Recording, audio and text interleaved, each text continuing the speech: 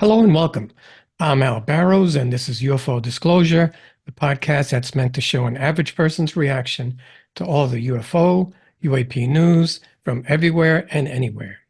Today, I'd like to start out with news of a report that footage of a UFO landing at Holloman Air Force Base with aliens walking out exists.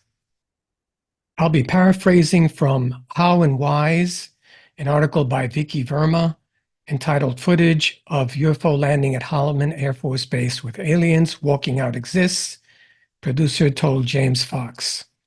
So there is a UFO alien controversy surrounding Holloman Air Force Base in New Mexico, where one of three UFOs allegedly landed in May of 1971. The incident has been recently discussed by filmmaker James Fox, who says the full video of the UFO landing exists, including the alien entities walking out of the craft. However, instead of the government releasing a film of the entire incident to author filmmaker Robert Emenegger as promised, it only released 8 seconds of this special footage that ultimately made it into the film. So the story begins in 1971 when Emenegger and producer-director Alan Sandler were invited by U.S. intelligence to Norton Air Force Base in California to discuss the significant UFO phenomenon that had occurred previously and create a documentary film about it. Apparently, Mr. Fox recalls the Holloman incident on Julian Dory podcast published on February the 25th, 2023, and I'll be showing a clip of that in a moment. He says that he interviewed Sandler and Emenegger about it, and they as well believe the UFO landing film footage exists. He pointed out this happened not far from Socorro, where Lonnie Zamora had his famous sighting roughly a year prior of a similarly shaped tic-tac white craft and beings walking around the UFO. Here's a tape of that interview that was posted online by Mike Colangelo. And James Fox retells the story of when Alan Sandler, the producer, told Fox that he saw the famous Holloman UFO landing film with aliens walking out. Alan Sandler is the producer of UFOs, the film UFOs Past, Present, and Future. That was a film documentary. Alan, and he tells me out of the blue that he saw, and this is the guy that produced UFOs Past, Present, and Future. He's got Jacques Vallée in the movie. He's got all these characters that were all part of the government. I mean, like, something was up.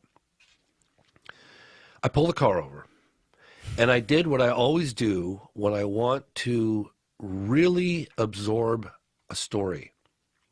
And that is I close my eyes. And the reason why is because I want the words to create the imagery. I want to know exactly every detail of what he saw. So I pulled the car over the side of the road, stopped, turned the engine off, had the speaker, I had my phone on speaker, and I said, Alan, tell me exactly what you saw. So he said, okay. There were 3 discs that were escorted by a military jet, roughly 10, he wasn't sure of the altitude, 10, 12,000 feet. It was a guesstimation. And this is what the film footage saw that he claims to have seen, that Paul Shartle at Norton Air Force Base in California on camera admitted that he had it in his possession. He'd seen it, and that it was not of Earth origin, in Paul Shartle's opinion. Emenegger's opinion as well, but Emenegger never saw it. Alan Sandler did see it. He doesn't know what it was. He think it could have been some kind of potentially a staged event, whatever. So 3 discs flying in, okay? Mm-hmm. 2 of them peel away, gets over the base, and one of them wobbles to the ground, and he said it was like a leaf, like floating down from the sky. The way he said it was like, it looked like it was in trouble. Well, any credible witnesses you ever talk to about a flying saucer, when they're hovering, they're unstable. They kind of, all the witnesses will tell you that it was like a ship floating on a rough sea almost, kind of. They do this kind of movement. I've seen footage of a UFO one time that did exactly that, and it looks like it's oscillating. It's got a weight. I don't know. It's not stable. So anyway, he says it wobbles down to the ground like it was in trouble. But I don't think Alan knew that's how they hover, apparently. So it comes down to the ground, and he goes, James, I said, well, hold on a second. Was the camera on sticks? Was it handheld? Was it black and white? Was it color? Like what because if it was on sticks, then they were anticipating it coming. So anyway, he says it lands, and he said, James, just like in a sci-fi movie, this seamless door opens, and out come these beings that had very large noses, slits for mouths, and their eyes were like almost like a vertical slit, like a cat eye, like very, very big. And they had, I'm not saying, I need to make this abundantly clear to your audience. I'm not saying what's true or what's not true, or if it happened or if it's alien or whatever it is. I'm just telling you what I was told by people who saw it, claimed to have seen it. And that they came out and they met with the base commanders, and then they either got into a Jeep or were about to get into a Jeep or do something, and then the film footage just cuts. So I was like, what happened? Why didn't you guys get to use that footage? He goes, well, I think it was one of our flying saucers. Alan was like, it was definitely one of our flying saucers. I was like, so you think that we have flying saucer technology in our possession? He goes, yeah, but it wasn't very good because it couldn't hover very well. It looked like it was in trouble. I said, one of ours. That's what he But was he's saying. talking about. He's mentioning the seeing the creature here too. Yeah. So here's what his thoughts were. His thoughts were that it was a real flying saucer that was in our possession, which would indicate that we had that technology in 1972, which I think is bullshit. Okay.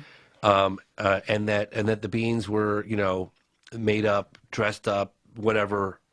He's like, I can't say for sure. So I'm hammering. So I really stuck my teeth into it. Now, the point of this is that there is very credible testimony claims that a UFO landed at Holloman Air Force Base. There were a number of witnesses that were on the record. Corral Lorenzo documented this whole thing in the UFO Bulletin. Then there was a film made roughly 8 years later that was going to possibly include that footage. Now, Paul Shartle, who showed the footage to Alan Sandler, had men in dark suits show up from wherever and say, don't ever talk. What happened here? This was not supposed to have happened, and took the footage away and debriefed him, and that was the end Start of that. looking at the lot, please. Yeah, Come on, I stay know. right here. Your name is John Smith. So Alan didn't tell Emenegger for 40 whatever it was years. Wow. Yeah. So that whole aspect of it came out. So now the point of the story is this. Okay. Now, if you go online, you hear about secret meetings with President Eisenhower and aliens at a base and blah, blah, blah. You hear all this shit. And you're like, there's no substance to that story at all. In fact, there's lots of substance to the story I just told you guys. There is incredibly compelling testimony that that event happened, and that there's film footage of that event. Now, what exactly it was it first contact? Was it a staged event? Was it our technology? Was it a flying? I don't know. But that story probably happened, okay? Some aspect of it. The meeting with the aliens and the treaties and all this stuff with President Eisenhower, was that just thrown in there to throw everybody off? In my opinion, absolutely yes. Is there substance to the story I just shared with you? Absolutely yes.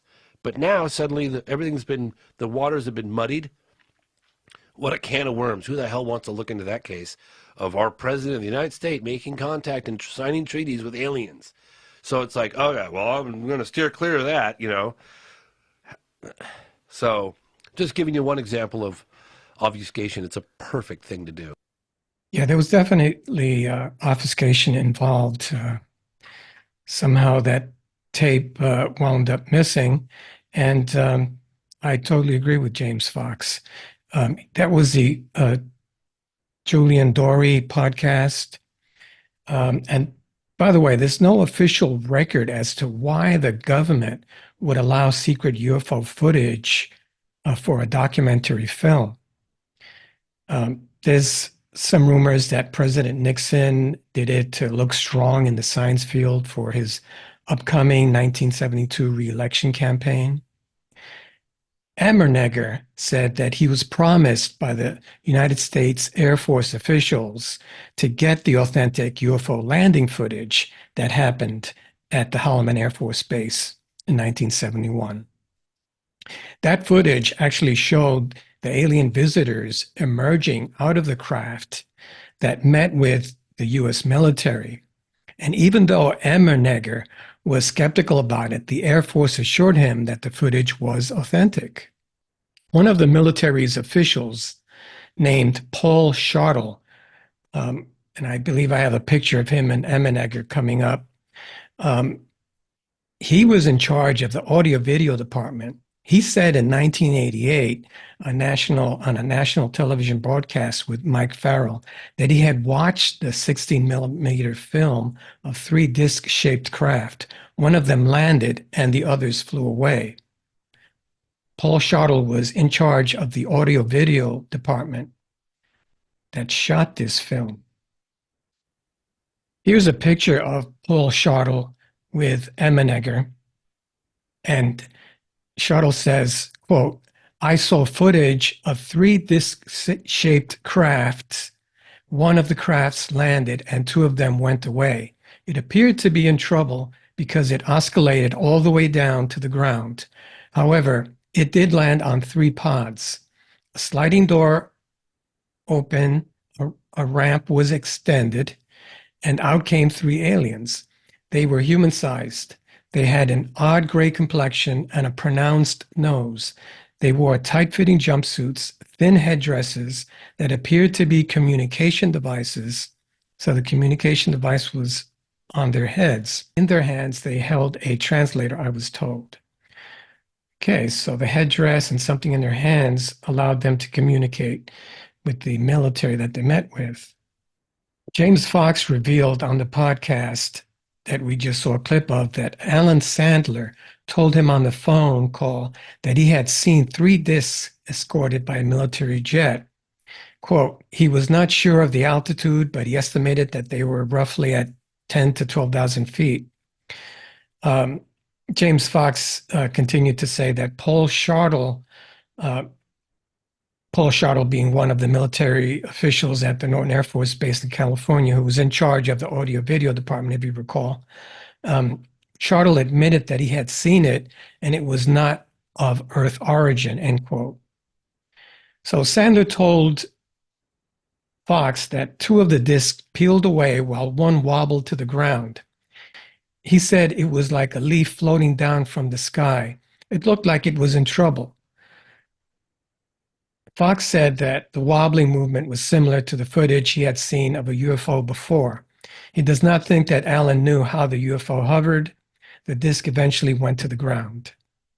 He said, and I quote, "Just like in sci-fi movie, the seamless door opens and out comes these beings that had very large noses, slits for mouths, and their eyes were almost like a vertical slit, like a cat eye, very, very big."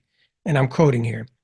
"They came out and they met with the base commanders, and then they either got into a Jeep or were about to get into a Jeep or do something, and then the film footage just cuts." Okay, so evidently there was a filmed UFO landing at Holloman Air Force Base, according to this article, around 1965. Fox says that he interviewed 2 filmmakers, Sandler and Ammenegger, about it, and they believe the film footage exists, and that this wasn't too far from the Socorro UFO incident. I'm going to show a blurb about it here. Me is author and filmmaker Robert Ammenegger and former security manager and chief of requirements for the audio-visual program at Norton Air Force Base, Paul Schottel. Gentlemen, Mr. Ammenegger, how did you get involved with UFOs? Well, it was in 1973 when I was vice president at Gray Advertising, and I took time out and went to Norton Air Force Base to explore subjects for television specials related to the Defense Department. While discussing several of the subjects, UFOs came up, and Paul here told us about a film of a landing of alien crafts at Holloman Air Force Base about 3 years earlier. What did you see, Mr. Schottel? I saw footage of 3 disc-shaped crafts. One of the craft landed and two of them went away. Why did it land? It appeared to be in trouble because it oscillated all the way down to the ground. However, it did land on 3 pods. A sliding door opened, a ramp was extended, and out came 3 aliens. What did they look like? Well, they were human-sized. They had odd gray complexion and a pronounced nose. They wore tight-fitting jumpsuits, thin headdresses that appeared to be communication devices, and in their hands, they held a translator, I was told. A Holloman base commander and other Air Force officers went out to meet them. You actually saw these aliens on the film? Yes. This film footage sounded very, very special, and we wanted to use it as the ending of our television special. And did you? Was it in your special? Well, although the Pentagon had been very, very cooperative all the way, at the last minute the film was confiscated and we lost the whole finale of our show. But what I saw and heard was enough to convince me that, you know, the phenomenon of UFOs is real, very real. Mr. Shartle, what did your superior officers tell you? I was told it was theatrical footage the Air Force has purchased to make a training film. Well, that sounds plausible, doesn't it?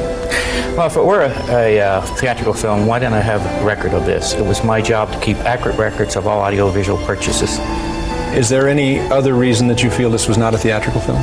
Yes, it was too real. The people who were shooting that day were Air Force personnel. Lucky for us, the day they were shooting, they were doing an acceleration test. Yeah, well, it's too bad we couldn't get that footage from the Air Force. Gentlemen, thank you very much for being with us. Then they put the documentary out, and then I find out that there's 8 seconds of the Holloman Air Force Base film in the film. So Bob's my friend. I phone up Bob. There's 8 seconds of film in there. And he goes, well, yeah. And I said, you told me they pulled the film. You told me it was sent back to the Pentagon. And he said, well, it did. And he told me this whole story about the guy going across the country in this small Datsun, taking the film back to the Pentagon. I said, but there's 8 seconds of film in the documentary. And then he said the key words. He said, but it didn't show anything. And I said, oh no, he said, it's background. And I said, background? What do you mean it's background? And he said, it didn't show anything. And what it is you see the hills of Holloman, and you see this object, this brilliantly lit object at 6 o'clock in the morning coming over the hills, but it's in a distance. So you don't see it close up, and you don't see the alien when the alien gets out. That's the classified part. So they want you to know that Holloman happened, and they allowed them to use the 8 seconds of the film, but the rest of the film, the classified part, was pulled. Okay, so Emenegger claimed that he personally visited the landing site and inspected the area where the ET craft had been stored, and that the U.S. military and the alien visitors had held meetings that lasted for several days. Also, Emenegger's team was allowed access to highly classified documents at the Department of Defense, and they received help from the military officials who had expertise in UFO-related matters, such as Colonel William Coleman of Project Blue Book and Colonel George Weinbrenner, who headed Foreign Technology of Wright-Patterson Air Force Base. Paul Shartle, who showed the footage to Alan Sandler, faced some men in dark suits that showed up from an unknown location and warned him not to speak of the incident. They confiscated the footage, stating that it was not supposed to have happened. Sandler did not inform Emenegger for 40 years. Good God. Emenegger completed extensive research and film production only to feel cheated when the authorization to use real footage was withdrawn. But despite this setback, he went on and released his documentary called UFOs Past, Present, and Future.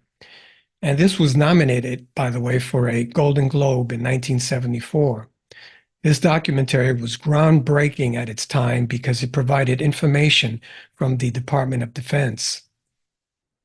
The United States Air Force required Emenegger to add animated footage instead of the alleged Holloman UFO landing, which I have a recreation of, and I'll be showing that shortly. According to Emenegger, some frames from the original footage were used during the editing stage, and I think that was the footage that we saw earlier.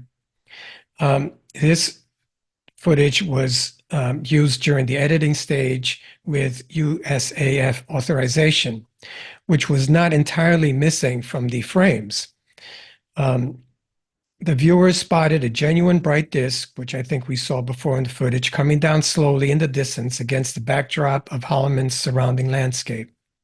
So James Fox explains that the point of the story is that there is compelling evidence of an event occurring involving an unidentified object, and that there may be film footage out there of the incident. Despite the existence of this evidence, the story has been overshadowed by other sensational claims, such as a secret meeting between President Eisenhower and aliens, which I'm sure most of us are aware of. So it's pretty unclear what exactly happened. There is some substance to the story that shouldn't be, so it shouldn't be dismissed outright. However, other claims have muddied the waters and made it difficult to investigate the case. Okay, so here's a post on X from Mike Colangelo about the UFO landing at Holloman Air Force Base. It's a 3D CGI animation movie. And Mike Colangelo says, Holloman, it keeps coming back. This was a fun and entertaining watch. For some reason, the creator of this 3D recreation ignored the alleged appearance of the non-human intelligence, though. Yeah, remember originally, I think it was Shuttle that said, or Emenegger said that the aliens had a long nose, cat-like eyes, and a slit for a mouth, had headgear that allowed them to communicate, and a handheld translator. So let's see if that's recreated in the CGI version. In 1974, Robert Emenegger released a documentary called UFOs Past, Present, and Future, which claimed to show actual footage of a UFO landing at Holloman Air Force Base in 1964. In this video that you're about to see, there's a animation based on the original description of the Holloman UFO incident, and it explores the mystery behind the missing footage. Was there really a UFO landing at Holloman Air Force Base, or was it all a hoax? Watch and decide for yourself. This video is based on the 1974 documentary UFOs Past, Present, and Future, which was later renamed UFOs It Has Begun, for television release in 1976 and 1979. Just in case.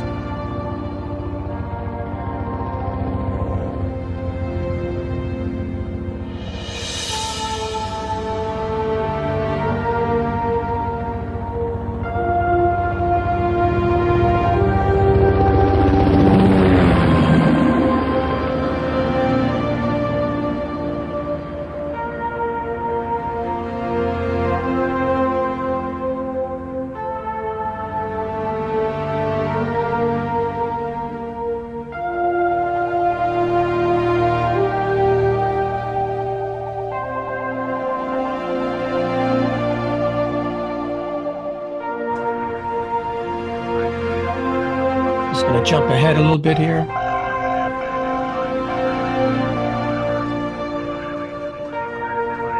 Okay, those are the three UAPs or UFOs that were mentioned, one of which supposedly landed.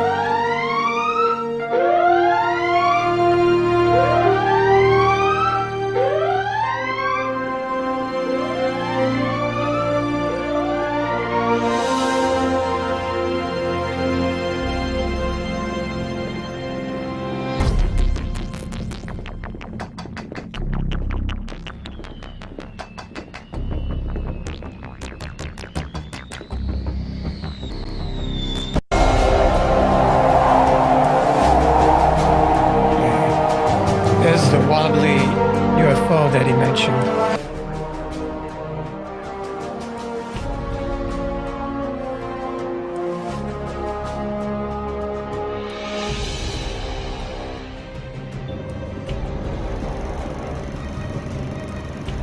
There's the film crew.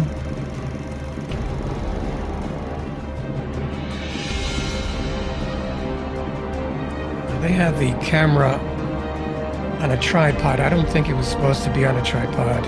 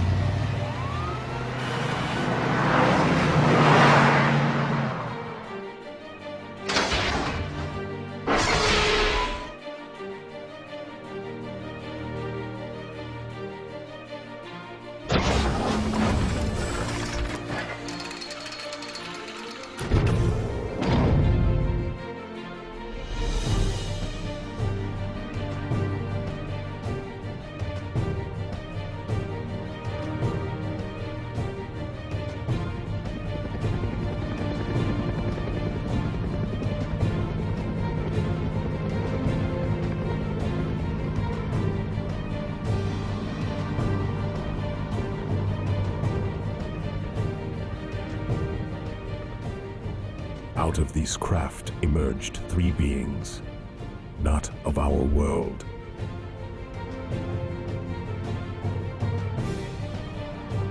They extended a greeting to the U.S. Air Force personnel. So these a don't moment that bridged two worlds. agree with the description given The visitors by carried a Shardle and device that Emenegger. translated their alien language into perfect English. They're not wearing a head communicator. They do have the handheld translator, but they don't have cat eyes and long noses and slits for mouths as Emenegger and Shardle described them.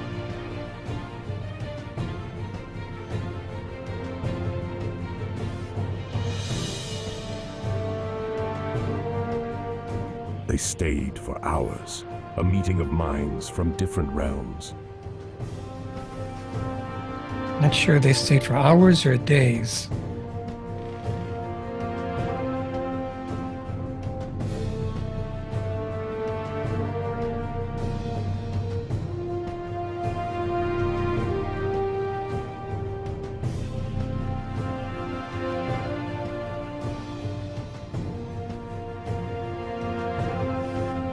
Yeah, they don't look much like the What description. transpired remains a mystery, a secret kept by those who were there.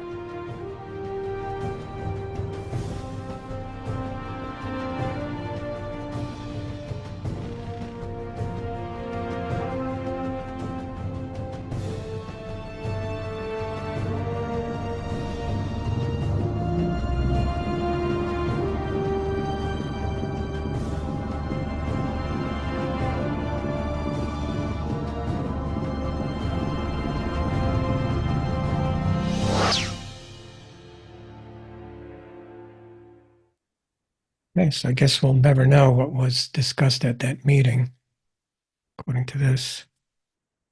Okay, so if I ever personally get my hands on that footage, I'll be sure to show it on my podcast on UFO Disclosure. Thank you to Vicky Verma for his article, Footage of UFO Landing at Holloman Air Force Base with Aliens Walking Out Exists, producer told James Fox. And thank you to Julian Dory for his podcast footage. And thank you for Mike Colangelo for all your postings. My name is Al Barrows. This has been UFO Disclosure. Please keep searching for the truth. Please remember to like, share, and subscribe. My website is ufo-disclosure.com. My Instagram is UFO Disclosure Podcast. My Twitter is at UFO Disclosure with an underscore at the end. And my YouTube channel is at UFO Disclosure -B as in Bravo, R3YY. Let's all cast a protective shield over children in war-torn countries like Gaza and the Ukraine. They're lonely and afraid. Thank you all. Thank you for listening to my podcast.